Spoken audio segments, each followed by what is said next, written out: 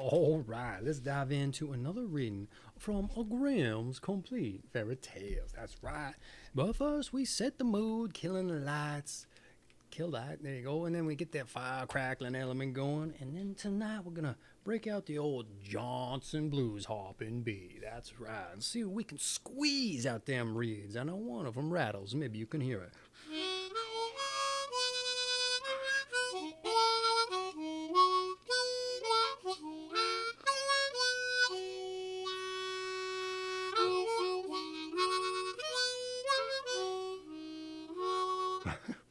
Did you hear it? Hopefully I made it all apparent enough.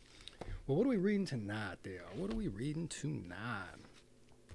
Oh, The Hut in the Forest. I said The Hut in the Forest if I didn't hit that T hard enough. All right. A poor woodcutter lived with his wife and 3 daughters in a little hut on the edge of a lonely forest. One morning, as he was about to go to his work, he said to his wife, "Let my dinner be brought into the forest to me by my eldest daughter, or I shall never get my work done. And in order that she may not miss her way," he added, "I will take a bag of millet and with me and strew its seeds on the path."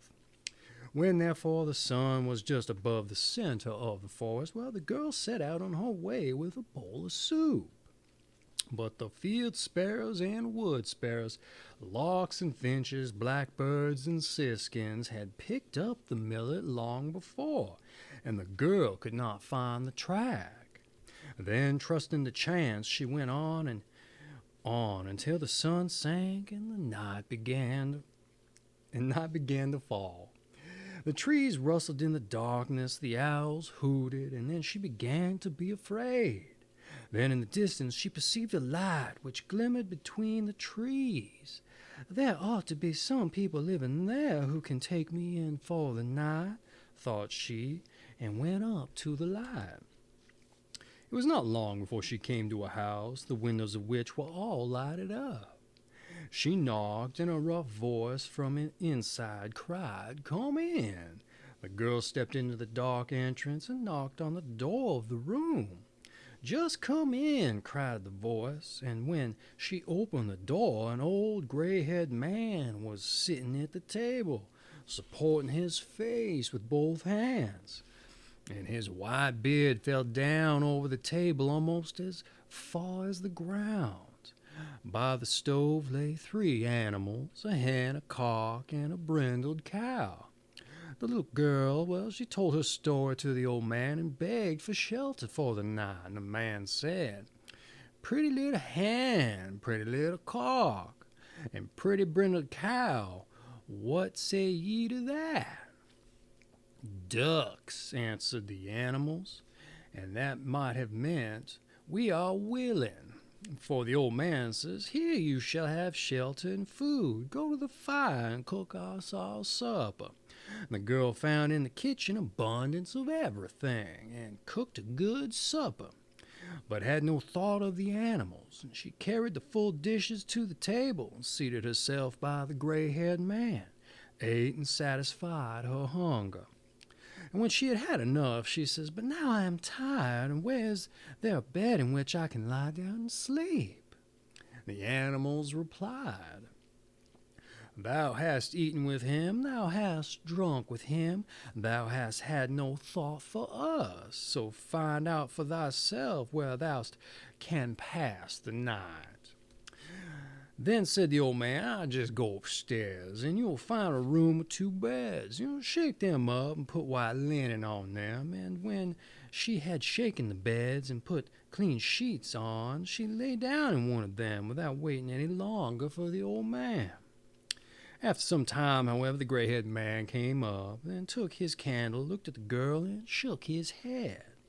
And when he saw that she had fallen into a sound sleep, he opened a trap door and let her fall down into the cellar. Late at night, the woodcutter came home and reproached his wife for leaving him to hunger all day. "It's not my fault," she replied. "The girl went out with your dinner and must have lost herself, but she is sure to come back tomorrow. The woodcutter, however, rose before dawn to go into the forest and requested that the second daughter should take him his dinner that day. "I will take a bag of lentils," said he. "The seeds are larger than millet, and the girl will see them better. You can't lose her way at that." At dinner time, therefore, the girl took out the food, but the lentils had disappeared, and the birds of the forest had picked them up as they had done the day before, and left none. The girl wandered about in the forest until night, and then she too reached the house of the old man, and was told to go in and begged for food and a bed. The old man with his white beard again asked the animals, "Pretty little hen, pretty little cock, and pretty brindled cow, what say ye to that?" The animals again replied, "Ducks." And everything happened just as it happened the day before. The girl cooked a good meal, ate and drank with the old man, and did not concern herself about the animals. And when she inquired about her bed, they answers, "Thou hast eaten with him, thou hast drunk with him, and thou hast had no thought for us. So find out for thyself while thou canst pass the night." When she was asleep, the old man came, looked at her, shook his head, and led her down into the cellar. On the third morning, the woodcutter said to his wife, "Send our youngest child out with my dinner today, as she has always been good and obedient, and will stay on the right path, and not run about after every wild bumblebee as her sisters did." The mother did not want to do it, and says, "Am I to lose my dearest child as well?" "Have no fear," he replied. "The girl will not go astray. She is too prudent, sensible. Besides, I will take some peas with me and strew them about.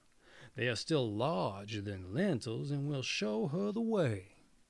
But when the girl went out with her basket on her arm, the wood pigeons had already got all the peas in their crops, and she did not know which way she was to turn.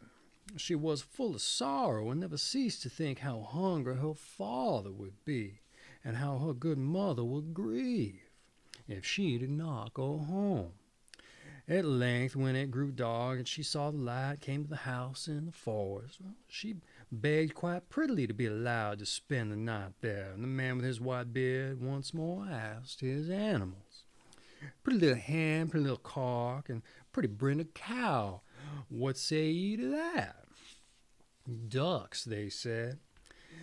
Then the little girl went to the stove where the animals were laying, and petted the cock and the hen, and stroked their smooth feathers with her hand, caressed the brindled cow between her horns, and when, in obedience to the old man's orders, she made ready some good soup, and the bowl was placed upon the table, she says, "Am I to eat as much as I want, and the good animals have nothing? Outside is food and plenty. I will look after them first." So she went and brought some barley, and strewed it for the cock and the hen, and a whole armful of sweet-smelling hay for the cow. "I hope you will like it, dear animals," said she, "and you shall have a refreshing draught in case you are thirsty." Then she fetched in a bucket full of water, and the cock and the hen jumped on the edge of it and dipped their beaks in. And then she held up their heads as the birds do when they drink, and the brindled cow also took a hearty draught. And when the animals were fed, the girl seated herself at the table by the old man, and ate what he had left. It was not long before the cock and the hen began to thrust their heads beneath their wings, and the eyes of the cow likewise began to blink. And then said the girl, "Ought we not go to bed? Pretty little hen, pretty little cock, and a beautiful brindled cow, what say ye to that?" The animals answered, "Ducks."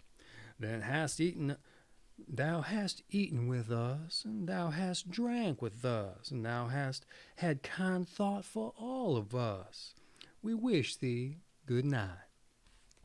Then the maiden went upstairs, and shook the feather beds, laid clean sheets on them, and when she had done it, the old man came and lay down on one of the beds, and his white beard reached down to his feet.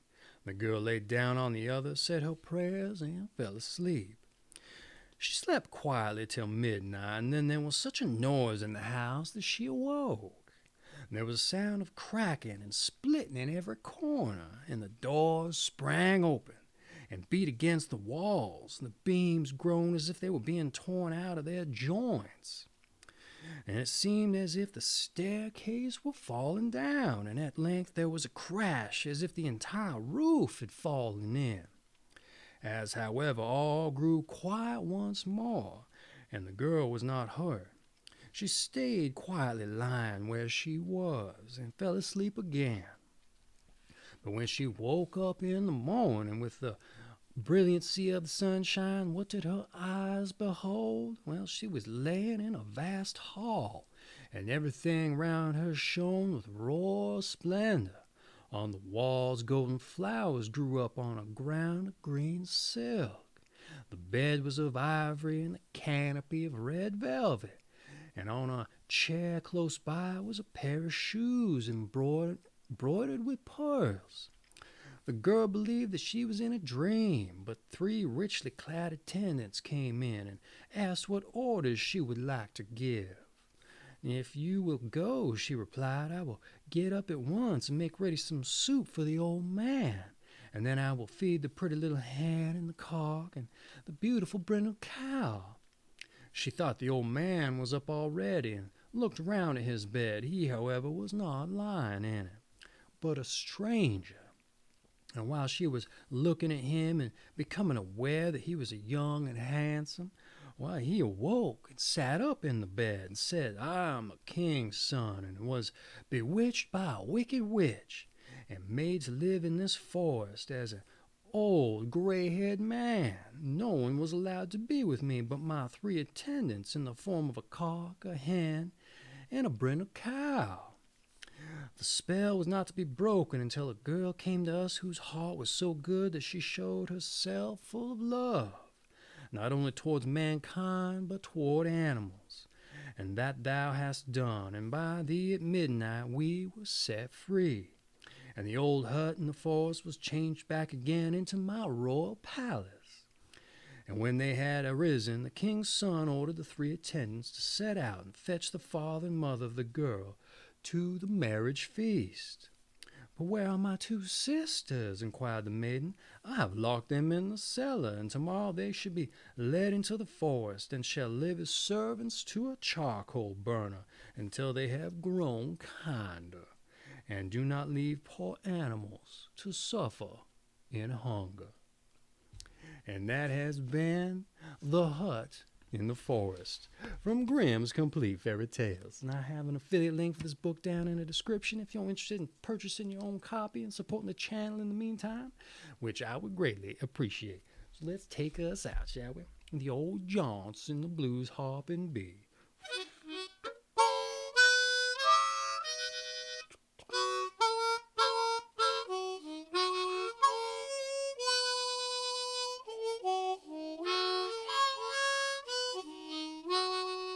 All right. Hey, I hope you enjoyed that one. I did. It had a lot of little similar elements, but it also deviated in certain ways, made it its own unique fairy tale there. Well, I hope you enjoyed it yourself. Anyway, I just want to say, kiss it to your missus and a tip of my hat to your old cat. I hope you come back next time, you hear? Or you understand? I hope you do. You better. All right. You take care of yourselves now.